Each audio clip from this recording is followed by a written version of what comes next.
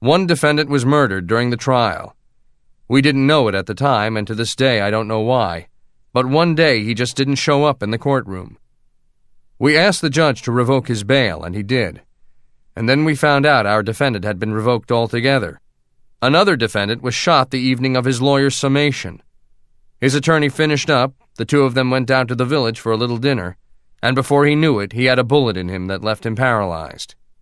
When we next saw him in the courtroom a few days later, he was shackled into a wheelchair. Yet another defendant was so sore at his attorney's summation that he put out a hit contract on him. As the old saying goes, you just can't make this stuff up. Tommaso Buscetta was our sole cooperating mafia witness, and he was an impressive one, from the highest ranks of Sicilian crime.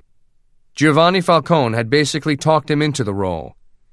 He was the first of the pentiti, the Italian mafioso who chose to repent and cooperate under pressure from Falcone. Since Italy had no equivalent to a federal witness protection program, Buscetta went into our own program for safekeeping while prosecutions were being prepared on both sides of the Atlantic. The wiretap transcripts were the true heart of our case. We had hundreds upon hundreds of hours of wiretaps to introduce. I'd had it all translated, and the translations had been authenticated. But what to do with the results? Wiretaps are only episodically interesting. Guys will talk for 15 minutes about their dog or their bunions or the problems they're having with the wife before they drop the 10 words you've been listening for all along. If jurors had to read through all those pages just to get to the few nuggets buried inside them, they were bound to fall asleep. So I did something never tried before, as far as I knew. I hired a troupe of actors, bona fide professionals, equity members, to take the parts of the defendants and other key players and read their lines to the jury. One actor played Gaetano Badalamenti, another enacted Salvatore Catalano, and on and on. The defense objected, naturally, and there was no precedent. But the judge ruled that I could present the case any way I wanted to, and the actors proved to be a huge hit.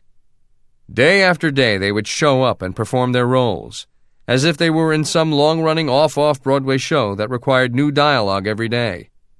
The witness room became, in effect, the actors' green room.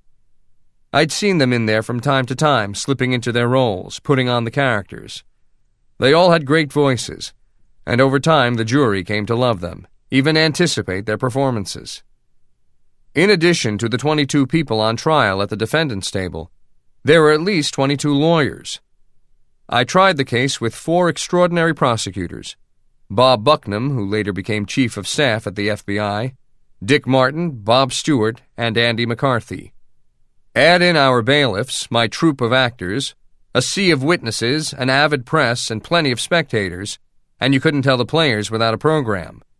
And even then, people sometimes got it wrong. Witnesses would take the stand. I'd say, "Do you know Mr. Badalamenti or Mr. Catalano?" And they'd say, "Oh, yes." Then I'd invite them to look around the courtroom and pick him out. And they'd examine that sea of faces and point to our own lawyers, FBI agents, you name it. The choices were just too many.